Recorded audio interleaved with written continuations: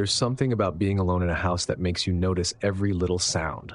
When you're surrounded by people, those creaks and groans of an old house blend into the background, barely registering in your mind. But when it's just you, those sounds become louder, more insistent, like the house itself is trying to get your attention. That's what I was thinking about the night it happened. I was 16, and my parents were out for the evening, leaving me home alone in our house at the edge of the woods. It wasn't the first time I'd been left by myself, but there was something different about that night. Something I couldn't quite put my finger on. The house was quiet. The kind of quiet that makes you feel like you're the only person in the world. I had my homework spread out on the kitchen table, but I wasn't really paying attention to it. The TV was on in the living room, casting a soft glow across the room, and I could hear the muffled sounds of a sitcom playing in the background. Outside, the sun had long since set, and the world beyond the windows was shrouded in darkness. Our house backed onto a dense forest, the trees pressing in close like silent sentinels. During the day, it was beautiful, a place where I could lose myself in nature, surrounded by the scent of pine and the rustle of leaves. But at night, those same trees took on a different character. They became a wall of blackness, a place where anything could be hiding, just out of sight. I wasn't scared, not really. I was used to the woods, used to the way they seemed to close in around the house at night. But as I sat there, my pen tapping idly against my notebook, I couldn't shake the feeling that something was off. It started with a sound, a faint, distant noise that barely registered at first. I paused, my pen hovering over the paper, and listened. Nothing. Just the usual creaks of the house, the low hum of the refrigerator, the laugh track from the TV in the other room. I shrugged it off and went back to my homework, but a few minutes later, I heard it again. This time it was louder, more distinct. A voice. Faint, but unmistakable. And it was coming from the woods. I put down my pen, my heart skipping a beat as I strained to listen. The voice was distant, almost like a whisper carried on the wind, but I could hear the urgency in it, the way it seemed to reach out, begging for someone to listen. Help. Please. Help. I frowned, trying to make sense of what I was hearing. It didn't sound like anything out of the ordinary, just someone in trouble. But the woods were dense, thick with underbrush and uneven terrain. It wasn't a place you'd wander into by accident, especially not at night. I stood up, moving to the window that overlooked the backyard. The moon was high, casting a pale light over the trees, but I couldn't see anything out of the ordinary. Just the same dark shapes of the forest, the same stillness that had always been there, but the voice didn't stop. Help! It was a woman's voice, soft and pleading, growing a little louder with each repetition. My first instinct was to run outside to see if someone needed help, but something held me back. There was something off about that voice, something that made the hairs on the back of my neck stand on end. It was too faint, too distant, like it wasn't really coming from the woods at all, but from somewhere else entirely. Help. I swallowed, my mouth suddenly dry. I couldn't just ignore it. What if someone was really in trouble? But the more I listened, the more I felt that gnawing sense of unease, like something wasn't right. Finally, I made up my mind. I grabbed a flashlight from the kitchen drawer, my hand trembling slightly as I flicked it on. The beam cut through the darkness, illuminating the backyard as I stepped outside. The night was cold, the air crisp with the scent of pine and damp earth. The trees loomed overhead, their branches swaying gently in the breeze. But the voice had stopped. I stood there for a moment, my heart pounding in my chest, waiting to hear it again. But the woods were silent. The only sound, the rustle of leaves in the wind. I should have gone back inside. I should have locked the door and forgotten about it. But something compelled me to move forward, to take a few tentative steps toward the edge of the woods. Help. The voice was louder now, closer, like it was coming from just beyond the tree line. I felt a chill run down my spine, but I kept moving, my flashlight casting long shadows across the ground. Who's there? I called out, my voice trembling slightly. For a moment, there was no response. And then the voice came again, clear and sharp. Help me, please. It was so close now, so real that I almost believed it. Almost. But there was something wrong with the way the voice echoed through the trees, something unnatural about the way it seemed to bounce off the trunks and come from every direction at once. I stopped, the beam of my flashlight trembling as I pointed it into the woods.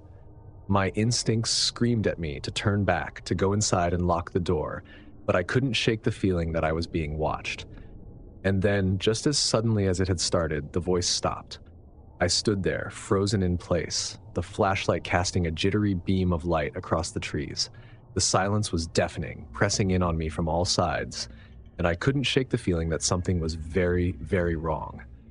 I was about to turn back, to retreat to the safety of the house when I heard a new sound. Rustling. In the bushes, just ahead. I pointed the flashlight toward the sound, the beam illuminating the darkness. For a moment, I saw nothing, just the same dark shapes of the trees, the same tangle of underbrush. But then I caught a glimpse of movement, a figure, standing just beyond the reach of the light, barely visible in the shadows. My heart lurched in my chest, and I took a step back, my breath catching in my throat. The figure didn't move, didn't make a sound. It just stood there, watching me. I felt a wave of fear wash over me, so intense that I almost dropped the flashlight. My mind raced with possibilities. Who was it? What did they want? Why were they just standing there, hiding in the darkness? And then I realized something that made my blood run cold. The figure was standing where the voice had come from, but it hadn't moved. It had been there the whole time, which meant the voice hadn't been moving through the woods. It had been coming from that exact spot, as if the figure had been calling out to me. I swallowed hard, my hands shaking as I tried to make sense of what I was seeing. The figure was barely more than a silhouette, but there was something wrong with the way it was standing, the way its body seemed to blend into the shadows, like it wasn't entirely there. I knew I had to get out of there. I knew I had to turn around and run back to the house. But my legs felt like lead, my feet rooted to the ground as I stared at the figure, unable to look away.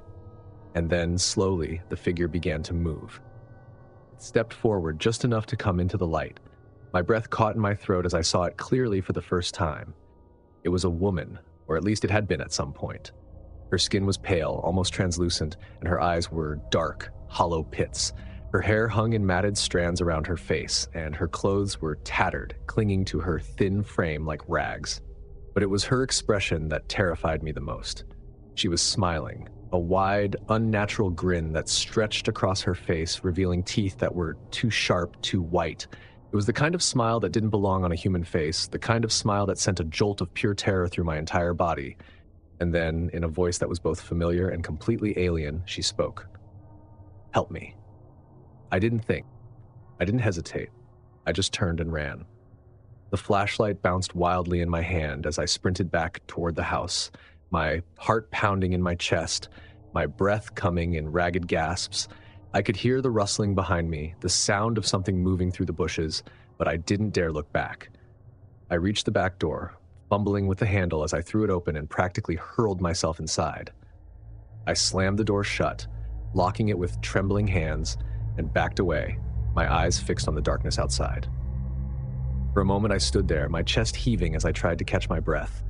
The house was silent, the only sound the rapid thudding of my heart in my ears. But then I heard it again, the voice, right outside the door.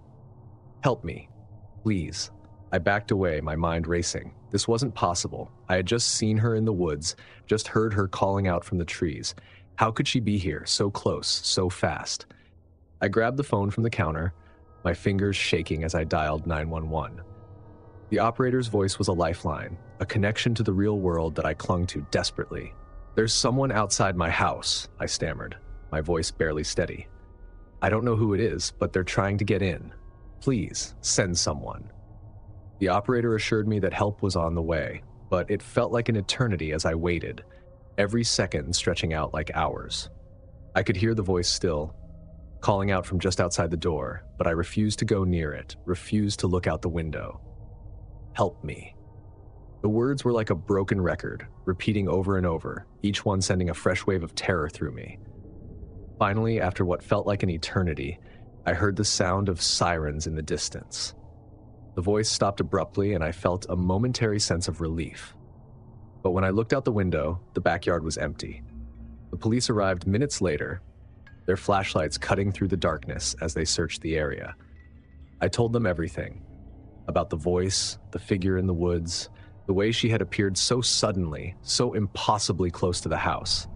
They searched the woods, combing through every inch of the area, but they didn't find anything. No footprints, no sign that anyone had been there. It was like she had never existed at all. The police stayed for a while, trying to reassure me, but I could see the doubt in their eyes. They didn't believe me. Not really. They thought I had imagined it, that I had let my mind play tricks on me. But I knew what I had seen. I knew what I had heard. After they left, I locked every door and window in the house, my hands still trembling. The fear hadn't left me. It was still there, gnawing at the edges of my mind, making me jump at every little sound. I kept expecting to hear the voice again, to hear it calling out from the darkness. But the night was silent. In the days that followed, I tried to put the experience behind me. I told myself it was just a bad dream, a trick of the light, anything to make it seem less real. But deep down, I knew the truth. I knew that something had been in those woods that night, something that wasn't supposed to be there, and I knew that it had been calling out to me. I've moved away from that house, away from those woods, but the fear never truly left me. It's a part of me now. I know that whatever was out there in those woods is still waiting for someone else to hear its call.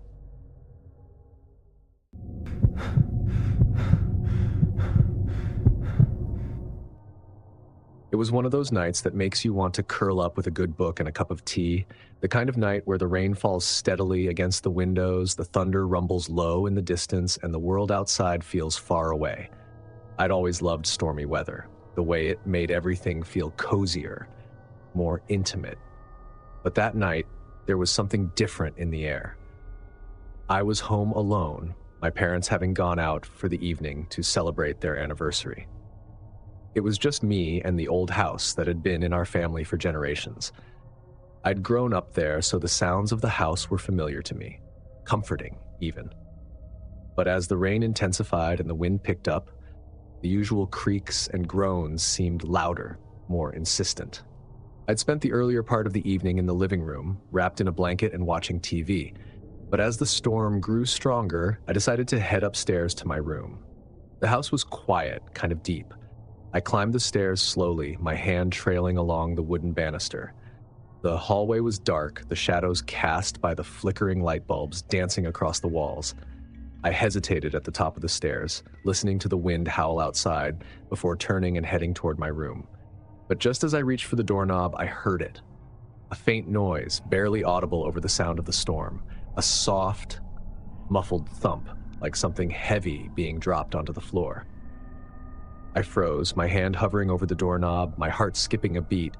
The noise had come from the basement. For a moment, I told myself I'd imagined it. The wind was playing tricks on me, rattling the windows and making the old house groan. But then I heard it again. Another soft thump, followed by a low, scraping sound like something being dragged across the floor. My stomach tightened with unease. I didn't want to go down there, didn't want to face whatever was making those sounds. But I knew I couldn't just ignore it either. I had to check it out, if only to convince myself that it was nothing. I turned away from my bedroom door and slowly made my way back down on the stairs, the old wood creaking under my weight. The noise continued, growing louder as I approached the basement door, a rhythmic, almost deliberate sound that set my nerves on edge. I reached the door, my hand trembling slightly as I wrapped my fingers around the cold brass knob. The basement was always cold, even in the summer, and the air that seeped through the crack under the door sent a shiver down my spine. Taking a deep breath, I turned the knob and pulled the door open. The basement stairs were steep and narrow, the kind that made you feel like you were descending into another world. The light switch was at the top of the stairs, and I hesitated for a moment before flicking it on. The single bare bulb that hung from the ceiling buzzed to life, casting a dim, yellowish glow over the steps. I stood there for a moment, staring down into the darkness below, my heart pounding in my chest. The sound had stopped as soon as I opened the door, leaving only the low hum of the light bulb and the distant rumble of thunder outside. I told myself it was nothing. Maybe a box had fallen over, or the wind had somehow made its way into the basement and knocked something loose. But the unease in my gut wouldn't go away. Slowly, I started down the stairs, the old wood creaking with each step. The basement smelled damp, a mix of mildew and dust that clung to the air. It was a large space, with stone walls and a low ceiling that made it feel even more confined. The floor was cluttered with old furniture, storage boxes, and other forgotten relics from the past, all covered in a fine layer of dust. As I reached the bottom of the stairs, I swept the beam of my flashlight across the room, my eyes straining to see through the dim light. Everything seemed to be in its place. Nothing out of the ordinary. Nothing that could have made those noises. But just as I was about to turn back, I noticed something that made my blood run cold. In the far corner of the basement, partially hidden behind an old wardrobe, was a pile of blankets. At first, I thought nothing of it, just some old linens that had been thrown down there and forgotten. But then, as I stared at them, I realized something was wrong.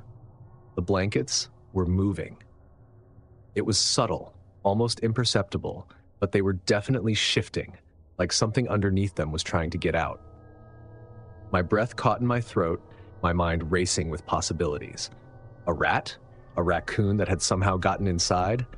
But as I stood there, frozen in place, the blankets suddenly shifted more violently, and I heard a soft, raspy breath. This wasn't an animal. I felt a cold wave of fear wash over me, my heart pounding in my chest as I stared at the moving blankets. This wasn't just some small animal, it was something much bigger, something that didn't belong in my basement. My mind raced with what to do. Should I call the police? My parents? But what would I tell them? That there was something under a pile of blankets in the basement? No, I had to know what it was first. I had to see it for myself. I took a tentative step forward, the beam of my flashlight trembling as I moved closer to the pile of blankets. The breathing grew louder, more labored, like whoever, or whatever, was under there was struggling to catch their breath. My hand shook as I reached out, my fingers brushing against the edge of the blanket. It was damp, cold to the touch, and I had to fight the urge to pull my hand back. Taking a deep breath, I grabbed the blanket and yanked it away. What I saw beneath it made my blood run cold. A man was lying on the floor, curled up in a fetal position, his face hidden by his tangled hair. His clothes were filthy, torn and stained with something dark, and his skin was pale, almost gray, like he hadn't seen sunlight in weeks. But it was his eyes that terrified me the most. They were wide open, bloodshot, and staring straight ahead, unblinking. There was a wildness in them, a look of pure, unbridled madness that made my stomach twist with fear. His chest rose and fell with shallow, ragged breaths, his eyes locked onto mine with an intensity that made me want to scream. And then, without warning, he lunged at me. I stumbled back, barely managing to dodge his outstretched hands as he clawed at the air, his mouth twisted into a snarl. He was fast, faster than I expected, and I barely had time to react before he was on his feet, staggering toward me with a crazed look in his eyes. I turned and ran, my heart pounding in my chest as I bolted up the stairs. I could hear him behind me, his footsteps heavy and uneven, like he was struggling to keep up. But I didn't dare look back. I reached the top of the stairs and slammed the basement door shut, locking it with trembling hands. My breath came in ragged gasps, my mind racing with what to do next. I had to get out of the house. I had to call the police. But just as I turned to grab the phone, I heard a loud bang from the other side of the door. He was trying to break through. The banging grew louder, more frantic as the man threw himself against the door. The wood creaked under the strain, and I knew it wouldn't hold for long. I had to act fast. I grabbed the phone, my hands shaking so badly that I could barely dial. "There's a man in my basement," I stammered, my voice trembling with fear. "He's trying to break through the door. Please, send someone quickly." The operator assured me that help was on the way, but it felt like an eternity as I waited, the banging on the door growing more violent with each passing second. I backed away from the door, my eyes fixed on the wood as it began to splinter under the man's assault. My mind raced with worst-case scenarios. What if the door gave way? What if he got through before the police arrived? But just as I was about to lose hope, the banging suddenly stopped. For a moment, there was silence, the kind of heavy, oppressive silence that made my skin crawl. I didn't dare move, didn't dare breathe as I listened for any sign of movement on the other side of the door. But there was nothing. Slowly, I crept forward, my heart pounding in my chest as I pressed my ear against the door. I couldn't hear anything, no footsteps, no breathing, nothing. Had he given up? Had he gone back down to the basement? I wanted to believe that, but the fear in my gut told me otherwise. Something wasn't right. And then, without warning, the door burst open. The man lunged at me, his eyes wild with rage. I screamed, stumbling back as he grabbed at me, his fingers digging into my arms with a strength that belied his emaciated frame. We struggled, his breath hot against my face, his grip like iron. I tried to fight him off, tried to push him away, but he was relentless, his eyes locked onto mine with a madness that terrified me to my core. I could feel my strength waning, my vision blurring as he pinned me to the floor. His hands were around my throat, squeezing the life out of me, and I knew I didn't have much time left. But just as my vision started to fade, I heard it, the sound of sirens, growing louder with each passing second. The man hesitated, his grip loosening just enough for me to break free. I scrambled to my feet, gasping for air as I staggered away from him, and then the front door burst open, and the police were there, pulling him off me, dragging him away.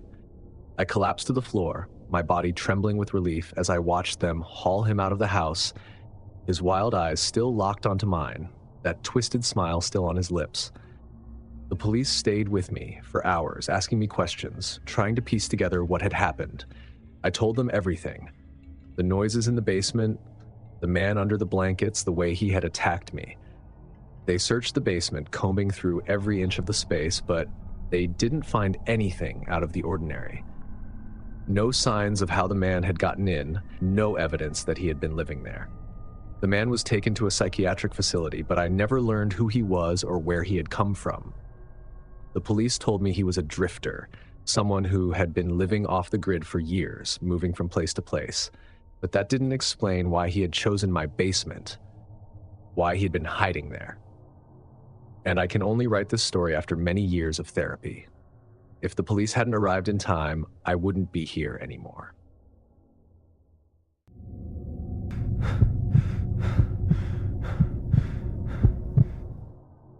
I was 10 years old when it happened, and it's a night I'll never forget. My parents had rushed to the hospital around midnight. My mom was in labor, and it was time for my little sister to be born. I remember the excitement and nervousness in the air as they scrambled to gather everything they needed. My mom was calm, but I could see the tension in my dad's face as he tried to keep things under control. Before they left, my dad knelt down to my level, placing his hands on my shoulders. "You're going to be fine, buddy," he said, his voice steady but with a hint of urgency. "We'll be back as soon as we can. Just stay inside, lock the doors, and don't answer the phone unless it's us.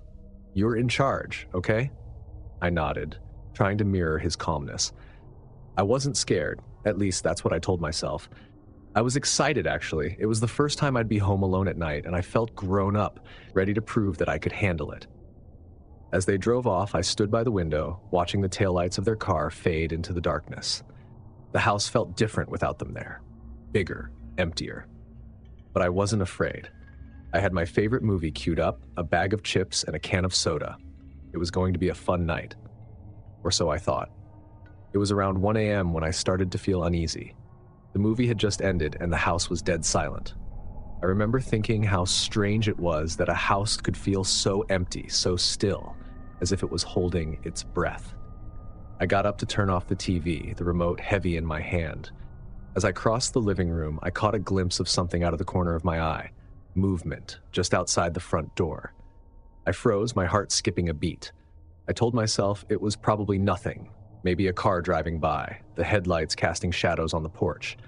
But when I looked closer, I realized the shadow wasn't from a car, it was a person.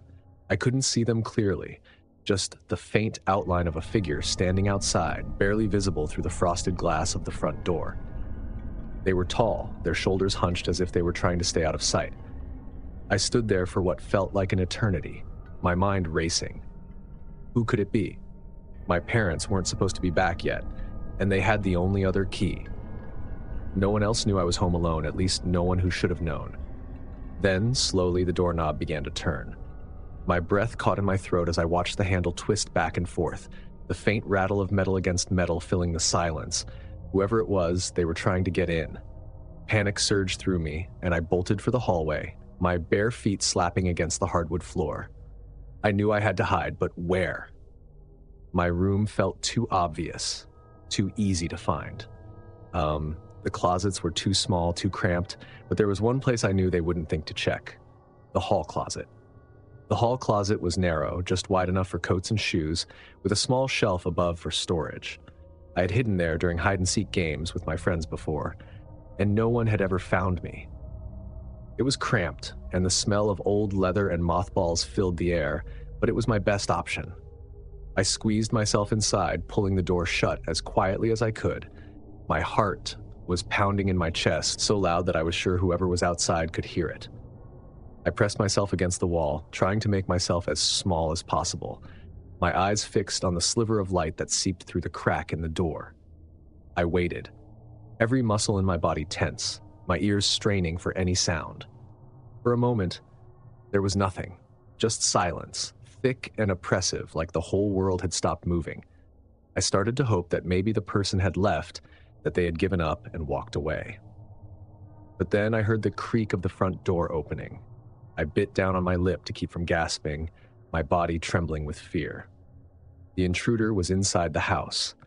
The sound of footsteps followed, slow, deliberate, as if they were taking their time. The footsteps echoed through the hallway, growing louder as they approached the living room. I could hear the soft thud of something heavy being set down, followed by the faint rustle of fabric. Whoever it was, they weren't alone. I could hear low voices speaking in hushed tones, though I couldn't make out what they were saying. My mind raced with possibilities. Burglars? Kidnappers? Worse? I squeezed my eyes shut, trying to block out the terror that was threatening to overwhelm me. I didn't dare move, didn't dare breathe too loudly, afraid that even the slightest noise would give me away. And then the voices stopped.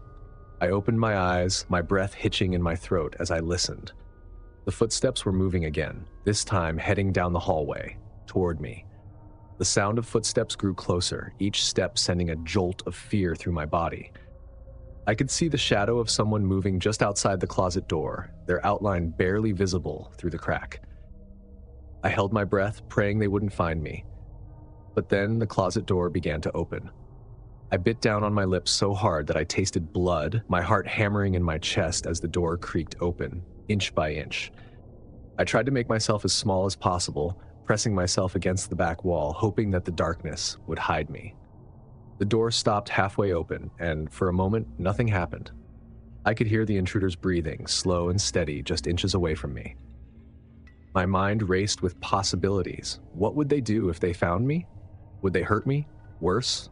But then, the door suddenly slammed shut. I nearly jumped out of my skin, my heart pounding so hard I thought it might burst. I could hear the intruder moving away, their footsteps retreating down the hallway. I stayed hidden, too scared to move, listening as the footsteps grew fainter and fainter, until finally, they were gone.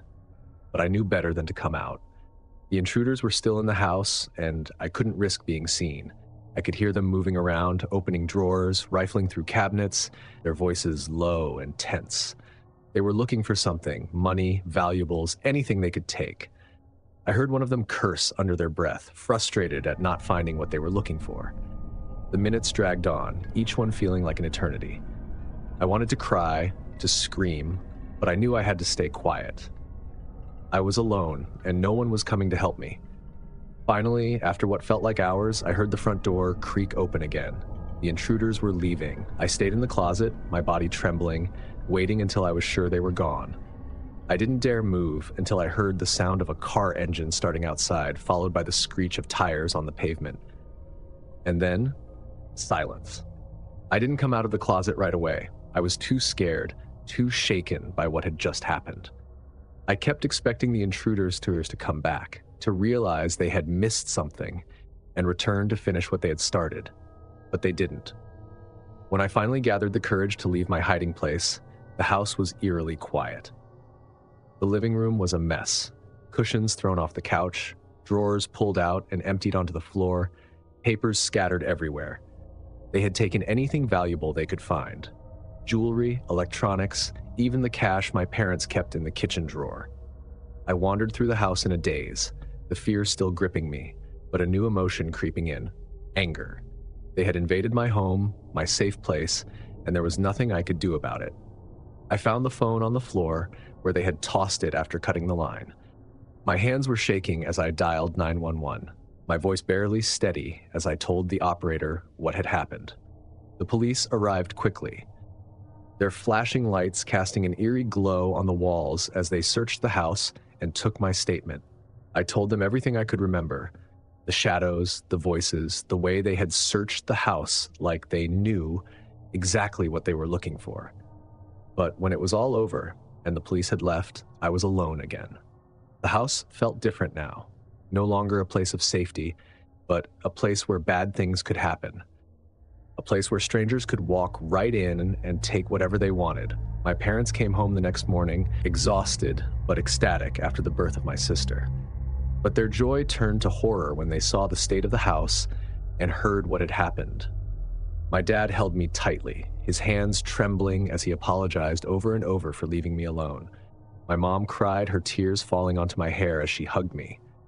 But the damage was done. The intruders were gone, and they had taken more than just our valuables. They had taken my sense of safety, my belief that my home was a place where nothing bad could happen.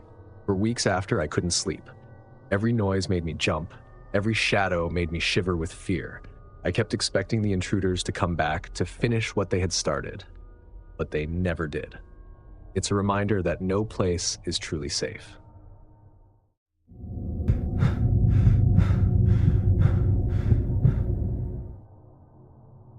It was supposed to be a chill night. My parents had gone out for a dinner party, leaving me home alone for the first time in what felt like forever. I was a teenager, finally trusted enough to hold down the fort by myself, and I was looking forward to it. No siblings to bother me, no parents telling me to turn off the TV or do my homework. Just me, a bowl of popcorn, and hours of uninterrupted video games. The house was quiet, the kind of quiet that only comes when everyone else is gone. It was comforting at first, a peaceful kind of silence that made the whole place feel like it was truly mine. I settled into my favorite spot on the couch, the game controller in hand, and lost myself in the pixelated world on the screen. But as the hours ticked by, that silence started to feel different. The clock on the wall ticked louder, the hum of the refrigerator in the kitchen became more pronounced, and every little noise of the house made me pause, my heart skipping a beat. I told myself it was nothing. Old houses make noise, and I was just being paranoid. Besides, I was having fun, and I wasn't about to let a few creaky floorboards ruin my night. But then, just as I was about to finish a particularly tough level, something caught my eye. Movement. Outside the window. At first, I thought it was just the reflection of the game on the glass, a trick of the light that made it look like something was moving outside. But when I glanced over, I saw it clearly. A figure, sitting on the deck. My heart skipped a beat, and I felt a cold sweat break out on the back of my neck. The deck was right outside the living room window, visible from where I was sitting. But the figure was positioned so that I couldn't see their face, just the outline of their body hunched over, almost as if they were waiting for something. I paused the game, my hands suddenly clammy around the controller. I squinted, trying to make out who it was. Maybe it was one of my friends playing a prank on me, or a neighbor who had wandered over. But then, as I watched, the figure turned slightly, and I caught a glimpse of their face. It wasn't anyone I knew.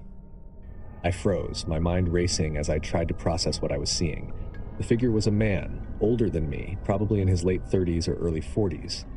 He had short, dark hair and was wearing a plain hoodie, the hood pulled up to obscure most of his face, but what I could see was enough to send a chill down my spine. He was smiling. Not a friendly smile, but a wide, unsettling grin that stretched across his face, as if he found something incredibly amusing. His eyes were fixed on the house, but they didn't seem to focus on anything in particular. Just staring, unblinking. I swallowed hard, my pulse quickening. This wasn't normal. Whoever this guy was, he wasn't supposed to be here. I considered going outside, confronting him, but something held me back. There was something about the way he was sitting there, so still, so silent, that made me feel like I shouldn't get any closer. Instead, I stood up slowly, trying not to make any noise, and moved to the window for a better look. The man didn't react, didn't even seem to notice me. He just kept staring ahead, that eerie grin never leaving his face. And then, he started to laugh. It was a strange laugh, barely audible through the glass, but I could see his shoulders shaking, his chest rising and falling with silent chuckles. There was no sound, just the movement, like he was laughing at a joke only he could hear. I felt a wave of nausea roll over me. This wasn't just some random guy, it was someone who clearly wasn't right in the head, and he was sitting on my deck, laughing to himself. I took a step back, my mind racing with what to do next. My parents weren't going to be home for hours, and I didn't want to call them and freak them out unless it was absolutely necessary. But I couldn't just ignore this either. I decided to lock the doors. At least that way, if he tried to come inside, he wouldn't be able to get in. I moved quickly, trying to stay as quiet as possible. I locked the front door, then the back door, making sure every window was securely shut. The whole time I could feel the man's presence on the deck, that silent laughter echoing in my mind. But when I returned to the living room to check the sliding glass door that led to the deck, my heart nearly stopped. The man was standing right up against the glass, his face inches from the door. I stumbled back, nearly tripping over the coffee table as I scrambled away from the door. The man was still grinning, his hands pressed flat against the glass, his breath fogging up the window. I could see him more clearly now, the pale, sickly tone of his skin, the dark circles under his eyes. And that grin, it was like he was enjoying this, like he knew exactly how terrified I was and was relishing every second of it. I wanted to scream, to call for help, but my voice caught in my throat. Instead, I backed away, my heart pounding in my chest, trying to put as much distance between myself and that door as possible. The man didn't move. He just stood there, watching me, his eyes tracking my every step.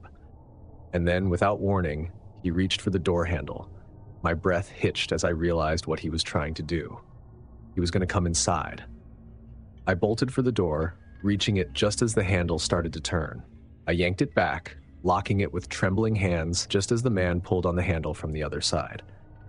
For a moment, we were face to face, separated only by the thin pane of glass. I could see the amusement in his eyes, the twisted pleasure he was getting out of this. He tugged on the door again, harder this time, but it held firm. I stepped back, my mind racing. What was he going to do next? Would he try to break the glass? Was he armed? I didn't know, and the uncertainty was almost worse than anything else. But then, to my surprise, the man let go of the handle. He stepped back, his grin widening as he tapped the glass with his finger, like he was playing some kind of game. And then he laughed again. A soundless, eerie laugh that made my skin crawl. I couldn't take it anymore. I ran to my room, slamming the door behind me and locking it, my heart pounding in my chest. I grabbed my phone, my hands shaking as I dialed 911. The operator's calm voice was a stark contrast to the panic I felt. I tried to explain what was happening, but my words came out in a rush, almost incoherent. There's a man on my deck, trying to get inside. He's just standing there, laughing. The operator assured me that the police were on their way, but it felt like an eternity before I heard the distant wail of sirens. I stayed on the phone, my eyes glued to the crack under the door, half expecting to see shadows moving outside. My mind raced with worst-case scenarios. What if the man broke in before the police arrived? What if he wasn't alone? But then, just as I was about to lose hope, I heard the sound of heavy footsteps outside, followed by loud knocks on the front door. Police! Open up! I almost cried with relief. I unlocked my bedroom door and ran to the front door, throwing it open. 2 officers stood there, their faces serious, but the sight of them made me feel like I could finally breathe again. "Are you okay?" one of them asked, his voice calm but urgent. I nodded, still shaken. He was on the deck, trying to get inside. The officers exchanged a glance, then one of them motioned for me to stay inside while they checked the perimeter. I watched from the doorway as they moved around the house, their flashlights cutting through the darkness. But when they returned, their expressions were grim. "We didn't find anyone," one of them said. "Are you sure he was out there?" I nodded, feeling a fresh wave of fear. He was right there, at the door. The officer sighed, glancing at his partner. We'll file a report and have someone keep an eye on the area tonight. But if you see anything else, anything at all, call us immediately." I nodded numbly, the reality of what had happened finally sinking in. The man was gone, but the fear remained, gnawing at the edges of my mind. The police stayed for a while, making sure the house was secure and taking down my statement. They tried to reassure me, telling me it was probably just a vagrant or someone playing a prank, but I could see the concern in their eyes. When they finally left, I was alone again, the silence of the house now oppressive. I couldn't bring myself to go back to the living room, to face the sliding glass door where the man had been standing.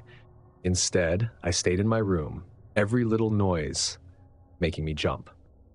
I didn't sleep that night.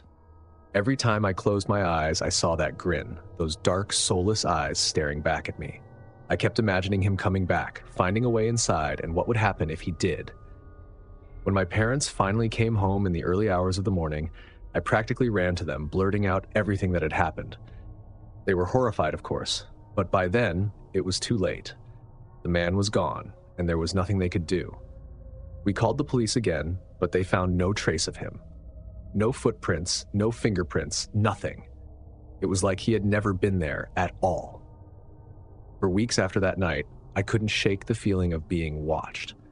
Every time I walked past the living room, I felt the urge to look out at the deck to make sure it was empty. I double-checked the locks on every door and window, never leaving anything to chance, but no matter what I did, I couldn't get that man's face out of my mind. That twisted grin, those silent laughs, it was like he had etched himself into my memory, a reminder that no matter how safe I thought I was, there was always something out there, waiting to find a way in. Even now, years later, I still get chills when I think about that night. I've moved on, tried to forget, but the fear lingers, a dark shadow that follows me wherever I go. I've already moved out of my parents' house, but sometimes, late at night, when I'm home alone and the house is silent, I can still feel him there, standing just outside the window, watching, waiting, laughing. If these stories made your heart race, don't forget to smash that like button and share the chills with your friends. Subscribe for more spine-tingling tales and hit the notification bell so you never miss an update. Got a terrifying Home Alone experience of your own? Drop it in the comments. We're dying to hear it. Remember, safety isn't guaranteed, especially when you're alone. Stay vigilant. See you in the next nightmare.